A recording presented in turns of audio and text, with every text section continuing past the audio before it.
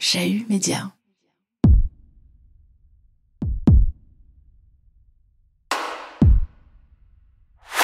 Déjà, pourquoi il y a toutes ces statues c'est un héritage aussi des monarques qui se mettaient en scène dans les villes. C'est une relation à l'espace public d'imposer la présence de personnes qui n'ont pas du tout été choisies par le peuple ou par la société. Françoise Vergès. Et pour moi, tout un nombre de statues en Europe, ou même ailleurs, si on y pense, devraient être enlevées de l'espace public.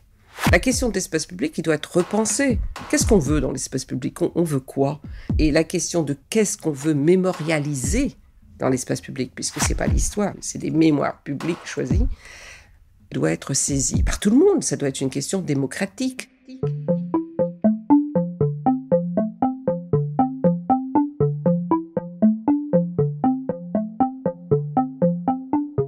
Juin 2020. Le conseil de fondation de l'université de Princeton aux États-Unis décide de supprimer le nom de Woodrow Wilson, président des États-Unis en 1913 jusqu'à 1921, de 2 de ses bâtiments, invoquant les vues politiques racistes du 28e président américain. Juin 2020 toujours, une statue d'Edward Colston, homme d'affaires impliqué dans la traite négrière, est démantelée à Bristol et jetée dans une rivière. 13 juillet 2020. Une statue de Cecil Rhodes, cette fois, homme politique du 19e siècle, partisan du colonialisme et de l'impérialisme, est décapitée au Cap, en Afrique du Sud. Août 2020, une statue de Léopold II, colon et administrateur personnel de l'État indépendant du Congo, est souillée pour la 2e fois en 3 mois à Bruxelles. Et la liste continue, montrant combien, depuis l'assassinat de George Floyd en mai 2020 aux États-Unis, la présence dans l'espace public des statues de personnages associés à la colonisation et à l'esclavage ne passe plus. Faut-il détruire les statues à l'effigie de personnages controversés de l'histoire ? Ou bien recourir à d'autres solutions ? Lesquelles sont à notre disposition ? Quels exemples peuvent nous inspirer ici en Suisse ou ailleurs dans le monde ? Et puis pourquoi contextualiser un passé peu glorieux et se défaire de monuments liés au racisme n'est pas de la cancel culture. Ces questions, on les pose tout au long de ce nouveau volet de Décoloniser la ville.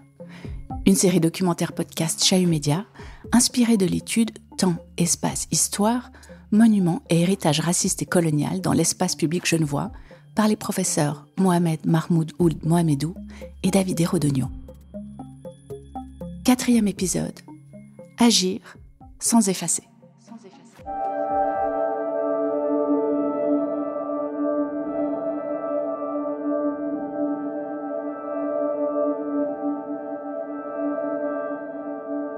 Un monument dans l'espace public, ça sert à quoi ? Ça raconte quoi ?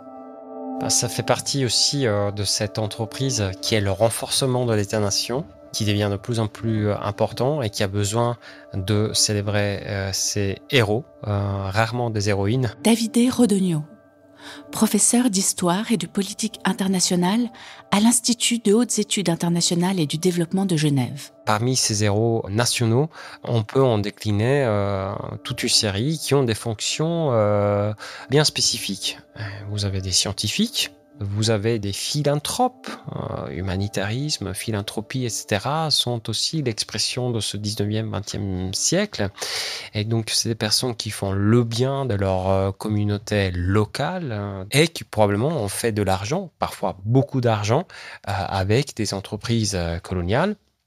Et bien évidemment, vous avez tous les héros militaires, les personnes qui ont mené ces conquêtes, ou bien évidemment les héros de la nation qui ont contribué à faire la nation. Donc il y a ce moment, l'État-nation a bien besoin de se mettre en évidence, en lumière, de se rendre visible, et il le fait à travers l'appropriation de l'espace public et la création de monuments. Mais je veux insister sur un point qui a été mentionné par David tout à l'heure, qui me semble être vraiment la clé de voûte de tout ceci, c'est l'État.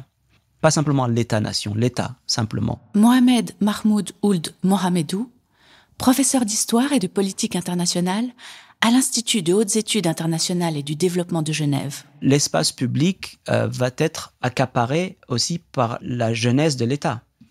c'est l'État qui va décider. C'est l'État qui donne son visage, qui choisit ses visages.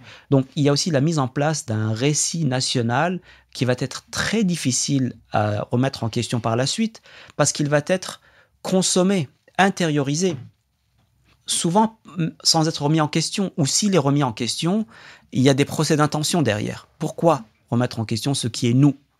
Mais ce n'est pas forcément vous. C'est une version de l'histoire qui a été mise en place.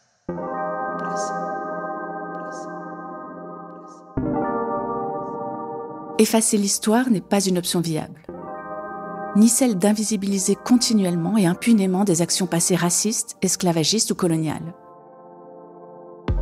Ce qui importe ultimement, c'est le sens à donner à ce qui s'est passé et pas simplement sa consignation fataliste et potentiellement complice. Un extrait de Temps, Espace et Histoire, monument et héritage raciste et colonial dans l'espace public genevois, par Mohamed Mahmoud Ould Mohamedou et David Hérodegno.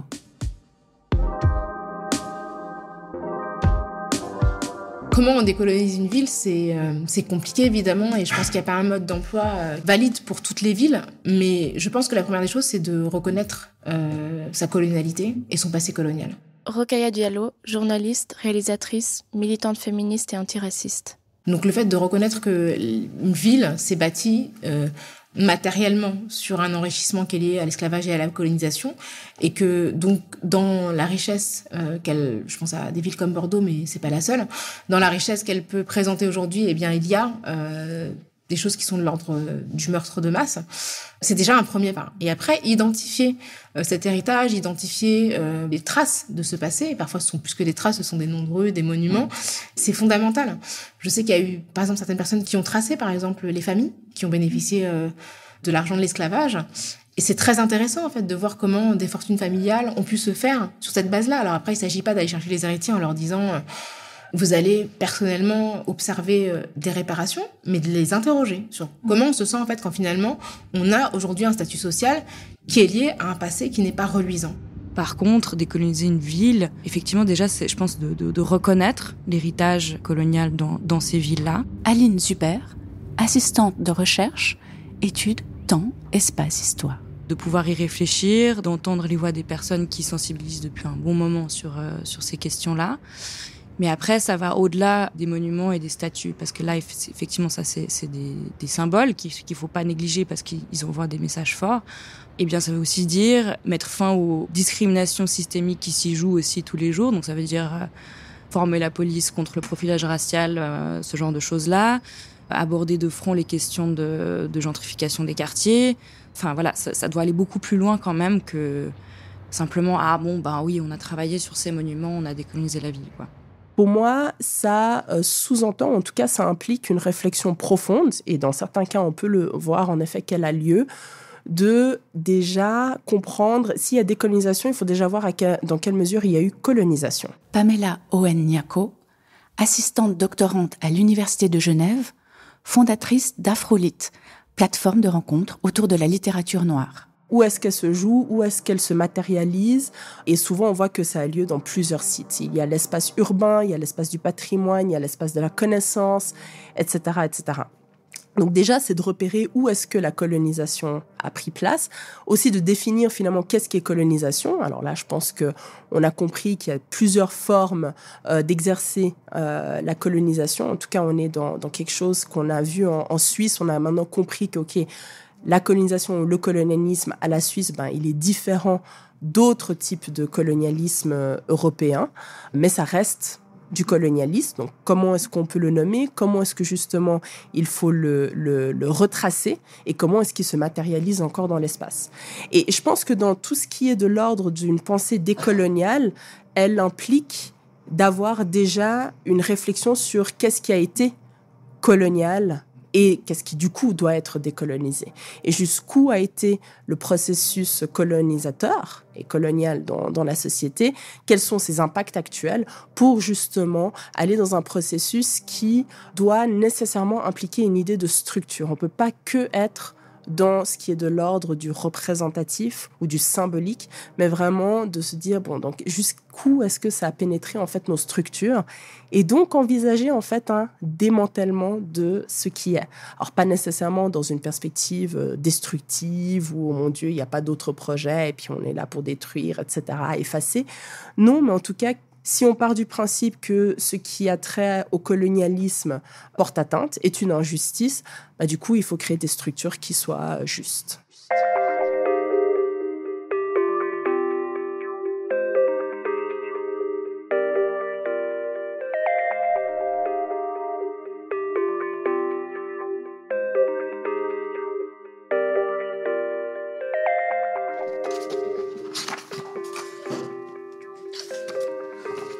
Étude temps, espace, histoire, page 12.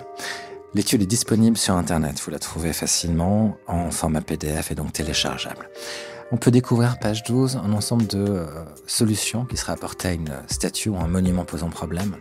Parmi ces solutions, certaines se comprennent facilement, d'autres, on peut vous les expliquer rapidement. La première, c'est l'inaction, tout le monde comprend. Ensuite, la recontextualisation. On va recourir à d'autres procédés pour expliquer la statue qui pose problème, par exemple, je ne sais pas, un code QR. Le doublement va mettre face à cette statue une autre statue.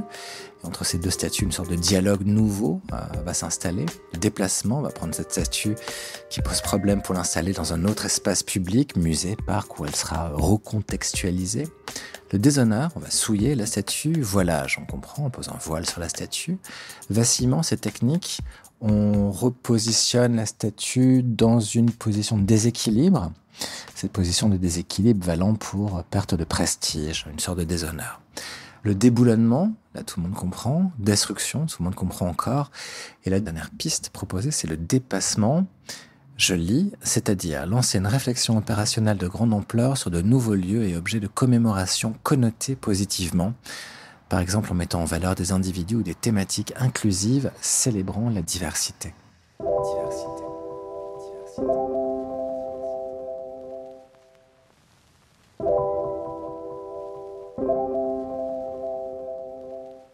Nous sommes devant le bâtiment Unibastion à Genève où est érigée la statue de Karl Vogt.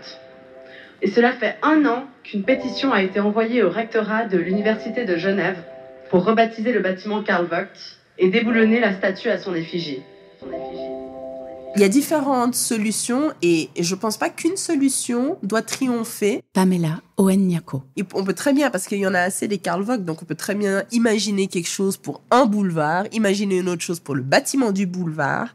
Voilà, on peut être aussi plus créatif que de dire, bah voilà, c'est une solution et puis elle va valoir dans tous les cas. Je suis pour renommer, clairement. Je suis pour qu'on discute de qui dit renommer les rues, dit aussi discuter, bon, bah, finalement, pourquoi est-ce qu'on nomme les rues, à quoi servent ces rues, dans quel esprit est-ce qu'on a envie de se mettre, en sachant qu'on n'est pas là pour prendre des décisions pour des générations futures. On prend des décisions pour nos générations, là, concrètement.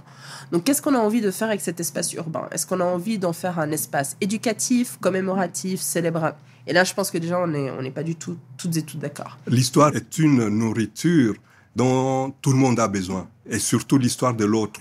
Kanyana Mutombo, secrétaire général du CRAN, carrefour de réflexion et d'action sur le racisme anti-noir. Le monument de Karl Vogt, c'est une richesse, ne fût-ce que parce que, à un certain moment, voilà ce que pensaient certaines personnes et comment ils ont influencé leur société.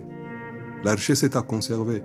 C'est quelque chose de très important. On ne peut pas le gommer et puis on dit, on réduit ça à une sorte de mélancolie où on cultive, on met à la place des plantes, etc. Moi, je serais contre de déboulonner et enlever toute trace.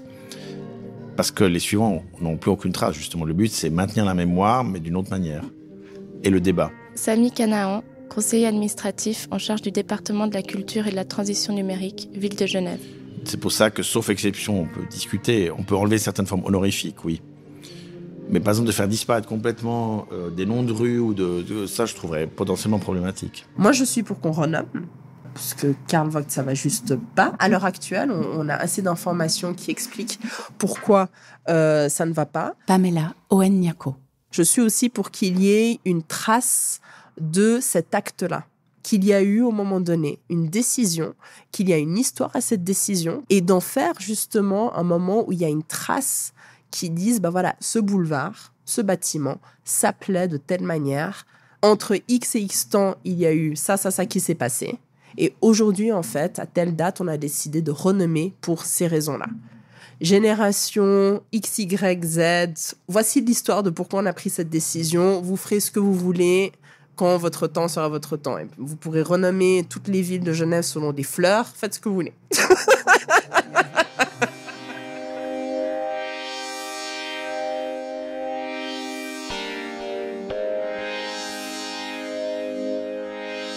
Je peux vous donner un exemple de choses à ne pas faire, par exemple, peut-être, je dirais. C'est une ville en Belgique, au moment où justement Black Lives Matter a débarqué vraiment en Europe en 2020. Comme ils sentaient qu'il y avait une statue de Léopold II qui allait poser problème, ils l'ont retirée en douce pendant la nuit. Aline Zuber. Donc il y avait vraiment cette idée de cacher et puis de oui c'est bon, on l'a fait, et puis en fait on n'aborde toujours pas le problème, quoi. Alors comment est-ce qu'on détricote ça ? Ça c'est compliqué.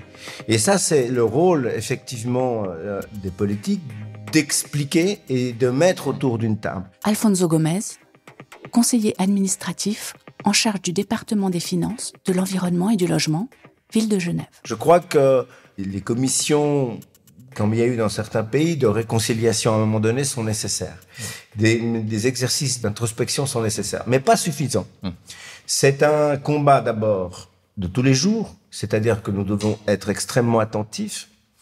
Et puis, c'est aussi un combat législatif, c'est-à-dire que nous devons être sans faille, disons, à chaque fois qu'une violation, aujourd'hui par exemple, de la norme antiraciste se manifeste.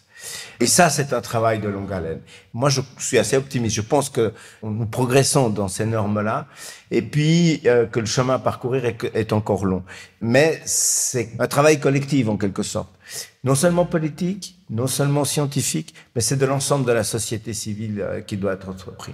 Alors, on n'a pas fini de faire le tour, parce qu'effectivement, ça bourgeonne partout.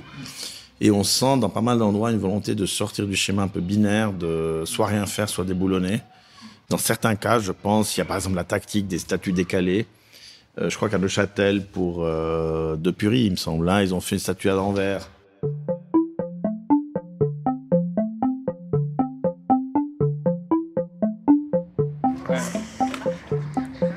On est à Neuchâtel, on est sur la place Pury. C'est la place au centre-ville de Neuchâtel. C'est un peu un centre névralgique, il y a beaucoup de passages. Il y a une zone circulaire avec des bancs. Au milieu, il y a le monument de Pury.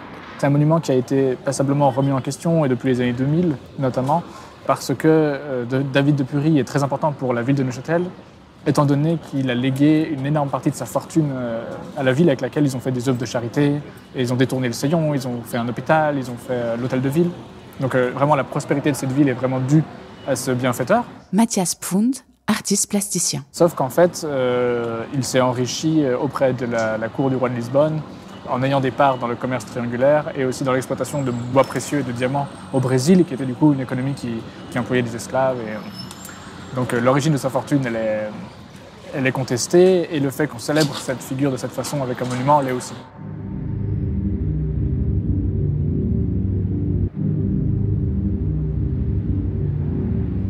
Donc il y a eu l'assassinat de George Floyd qui a finalement remis un peu la contestation de David de Pury au centre des problématiques, puisque justement il y a eu la vague de BLM aux États-Unis, en Europe, et il y a aussi eu une manifestation à Neuchâtel, et peu de temps après la sculpture a été éclaboussée de rouge pour justement en signe de contestation, et puis pour finalement rendre attentif la population qui peut-être ne regarde plus trop ce monument sur la provenance de cet argent. 2 pétitions ont été adressées, l'une pour enlever la statue qui émanait du collectif pour la mémoire de Neuchâtel, et une autre, un peu une contre-pétition pour en fait dire non, il faudrait la garder, mais il faudrait la recontextualiser, voilà.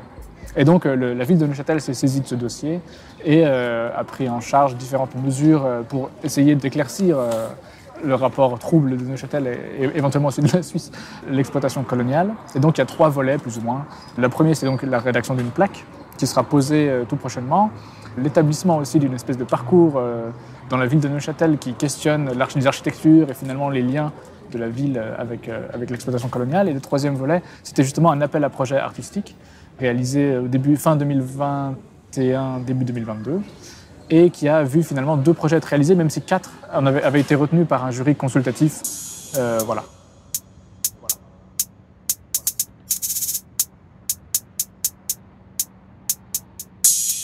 Est-ce que tu peux nous décrire en quelques mots à quoi va ressembler ta sculpture en termes de matériaux visuellement ? Oui, alors ça va être une copie de la sculpture de David de Pury par David d'Angers, sauf que ça va être basé sur un scan 3D réalisé au Musée d'art et d'histoire de Neuchâtel parce qu'il conserve une copie miniature de la sculpture, anonyme, en bois peint.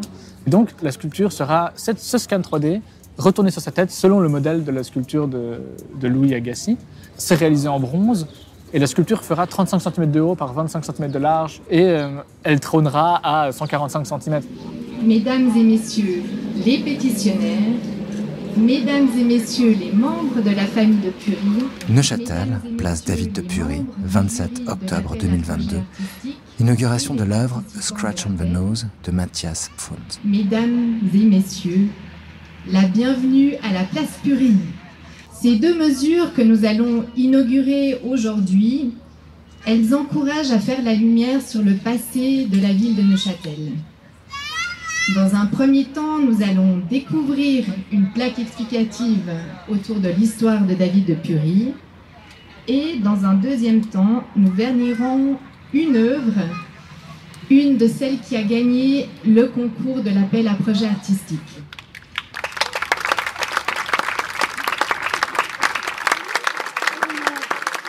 Du côté de la ville de Neuchâtel, eh bien, on a dit, on va ouvrir un débat, puis on va écouter. Et puis, on va notamment chercher à comprendre mieux, plus en profondeur, qu'est-ce que ces pétitions révèlent comme tension sociale, comme problème de société. Thomas Facchinetti, conseiller communal en charge du dicaster de la culture, de l'intégration et de la cohésion sociale, ville de Neuchâtel. Et donc on a fait un processus très important dans lequel on a directement impliqué aussi le Parlement de la ville de Neuchâtel via une commission. Ça a donné lieu à tout un processus sur une bonne année qui a abouti à un rapport à l'appui d'une stratégie d'action de la ville de Neuchâtel qui était approuvée par les pétitionnaires et puis qui a été acceptée à l'unanimité du Parlement de la ville de Neuchâtel. C'est dire qu'un immense travail a été fait pour trouver un chemin qui ne se borne pas simplement à oui ou non déboulonner de Pury, mais à aller plus loin et à comprendre les enjeux de société qui se posent.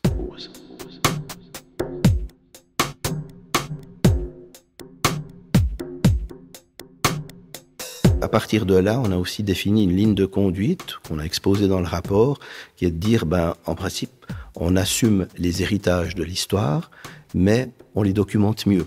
Et autour du monument David de Pury, qui est une statue, qui est quand même une création artistique, on a décidé d'ajouter des couches supplémentaires de connaissance de l'histoire, avec notamment des créations artistiques. Dans ce rapport, on a aussi prévu qu'il y ait une action à court terme, une exposition au musée d'art et d'histoire qui parle mieux de l'implication coloniale de Neuchâtel, une intervention sur le monument de Pury, mais aussi la création l'année prochaine d'un parcours de visite des bâtiments de la ville qui sont impliqués dans l'histoire coloniale sur des supports digitaux pour que tout un chacun puisse, au fond, connaître ces bâtiments, se balader en ville et comme ce bâtiment ici d'ailleurs. Mesdames et messieurs, chers amis, nous arrivons au terme de ce moment historique, de cette inauguration. Sachez simplement que l'étape d'aujourd'hui sera complétée en 2023 déjà de l'œuvre de Nathan Soliot, également lauréat du concours. C'est une installation lumineuse et poétique qui trouvera place ici.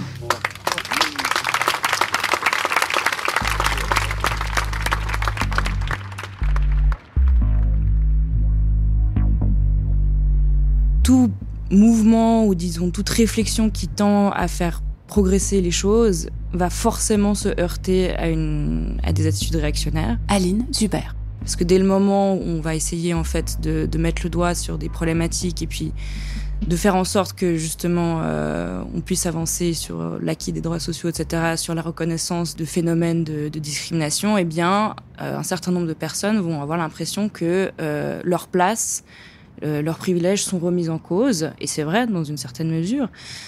Et donc forcément, ça va créer des réactions très épidermiques. Il y a aussi la question de l'identité, parce qu'effectivement, dire que la Suisse a effectivement un passé colonial, ça vient aussi toucher l'identité suisse, qui s'est construite sur le mythe national suisse, du petit pays neutre, gentil, innocent, humanitaire, pacifique, sans colonie, qui n'aurait pas trempé dans les guerres mondiales. Enfin voilà, tout ça, on peut aller. La liste est très longue, et donc ça vient ébranler ce mythe-là. Et puis les romans nationaux, du coup, l'identité nationale se fonde souvent sur ces mythes-là.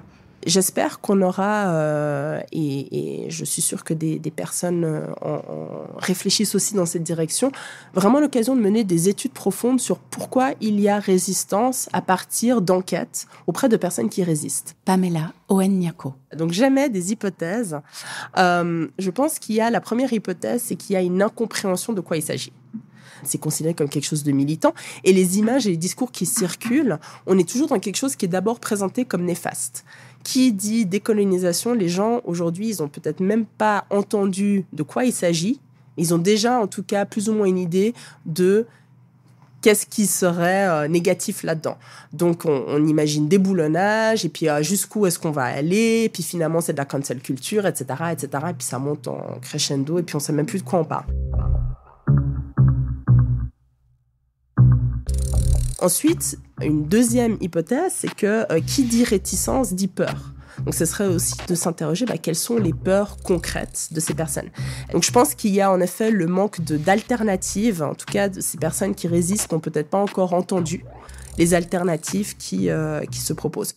Ce qui est menacé, c'est la conviction que ce qui a conduit à l'histoire de la République relève d'une idéologie extrêmement noble, qu'il est impossible d'entacher. Rokhaya Diallo. Donc les figures de référence historiques comme Colbert, ce sont des figures qui appartiennent à la mythologie républicaine, même si c'est une figure pré-républicaine. Et c'est intéressant d'ailleurs que quelqu'un qui appartienne à l'Ancien Régime, qui a été littéralement décapité en France, soit autant révéré. Et je pense que le remettre en question ce qu'il est, c'est aussi s'interroger sur ce dont quoi nous bénéficions aujourd'hui, qui finalement a été obtenu en totale contradiction avec les idéaux des droits humains que la France prétend porter.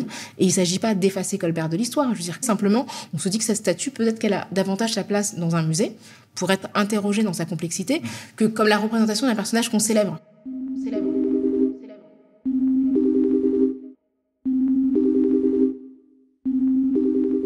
Vous comprenez les réactions parfois virulentes de la part de citoyens, citoyennes, genevoises, qui n'acceptent pas qu'une telle étude ait été commandée, qui n'acceptent pas qu'on puisse remettre en question ce qu'ils nomment, eux, patrimoine historique de Genève. Je vais être plus radical de ce côté-là. Non, je pense que l'histoire, c'est pas qu'elle doit être revisitée, mais elle doit être questionnée à chaque fois. Alfonso Gomez. Les propos qui ont pu être tenus par tel ou tel scientifique, ils ont bien été tenus. Est-ce qu'on accepte ces propos ?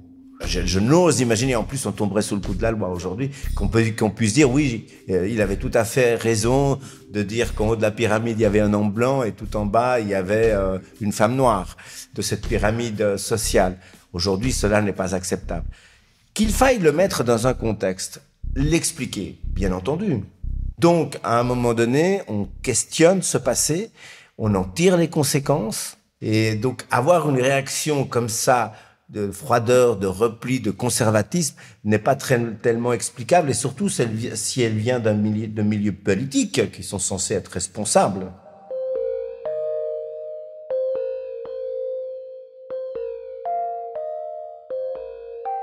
Je pense que ces personnes, effectivement, elles aimeraient garder une image très idéalisée de certains personnages dont je comprends. C'est l'image qu'on avait jusqu'à maintenant. Sami Canao. Mais elles se font illusion de croire que ça peut continuer comme ça éternellement. C'est faire négation de toute une partie de la mémoire collective. Continuer à nier l'évidence, c'est renier un passé, c'est pas assumer certaines blessures. Et c'est potentiellement faciliter que ces blessures puissent réapparaître un jour, enfin puissent être refaites.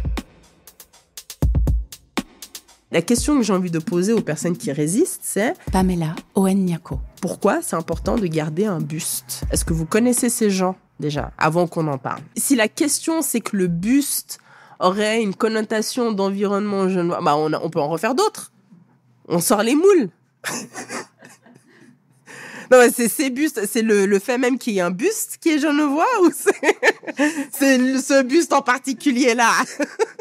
Après, on peut aussi imaginer un musée de la mélancolie où on met tous ces objets de la mélancolie coloniale voilà, et du bon vieux temps dans un espace pour les personnes concernées qu'elles peuvent se recueillir.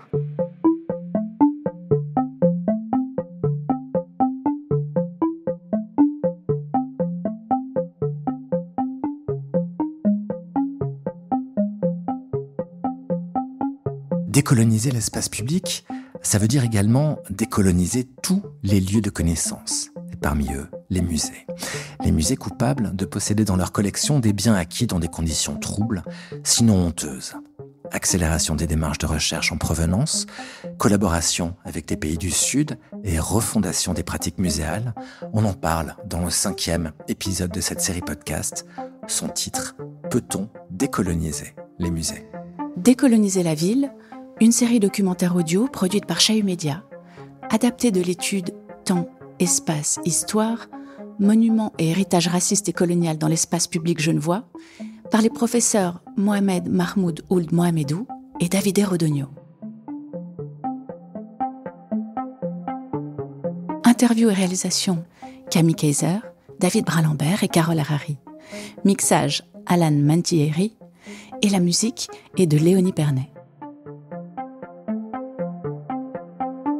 Décoloniser la ville a été rendu possible grâce au soutien de la Loterie Romande, du service Agenda 21 Ville Durable et du Bureau de l'intégration des étrangers. Merci également à nos partenaires, le Graduate Institute et le FIFDH. Tous les épisodes de cette série sont disponibles sur le site de Chahut Média, www.chahut.ch, et sur l'ensemble des plateformes de podcast. N'hésitez pas à la noter, mettre des pouces, des étoiles et surtout à la partager.